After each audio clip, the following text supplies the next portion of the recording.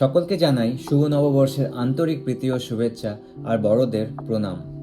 প্রবাসে নববর্ষ মানে আর 5টা দিনের মতনই, যেমন নিজেদের অফিসের কাজে ব্যস্ত হয়ে যাওয়া, বাচ্চাদের স্কুলে পাঠানো, তার সাথে সাথে নিজেদের বাঙালিয়ানা বজিয়ে রাখা আর কি।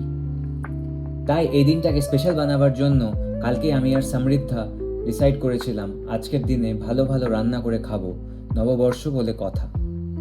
মেনুতে থাকবে মাটন কষা, বাসন্তী পোলাও, সাথে আমের চাটনি আর ডেজার্টে পায়েস। জানো তো, যখন ছোট ছিলাম এই দিনটার জন্য অধীর আগ্রহে অপেক্ষা করতাম, কারণ স্নান করেই নতুন জামা কাপড় পরবো, সেটা একটা অন্যরকম অনুভূতি ছিল।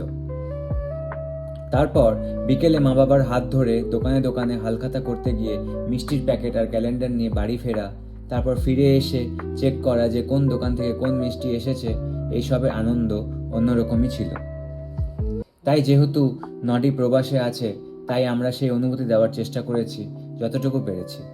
যেমন ঘুম থেকে উঠে সবাইকে ফোন করে শুভ নববর্ষের শুভেচ্ছা জানাতে বলেছি, ওকে স্নান করিয়ে নতুন জামা কাপড় পরিয়েছি যাতে ও বুঝতে পারে দিনটা আজ স্পেশাল।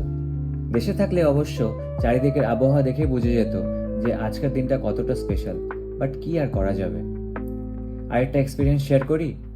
মা বাবারা এখন শুধু খোঁজ নেয় নডির নতুন জামা কাপড় আছে তো, আসলের চেয়ে সুদের খেয়াল বেশি। তাই ভাবছিলাম, দেখতে দেখতে সময়ের সাথে সাথে সবকিছু কেমন পাল্টে গেল বলো। সেই ছোটবেলাটাই ভালো ছিল, কি বলো, ঠিক বললাম? তোমাদের নববর্ষ কেমন কেটেছে কমেন্টসে জানিও। ওকে, আজকের ব্লগ এই পর্যন্তই। পরের ব্লগে আবার দেখা হবে। Take care guys, by.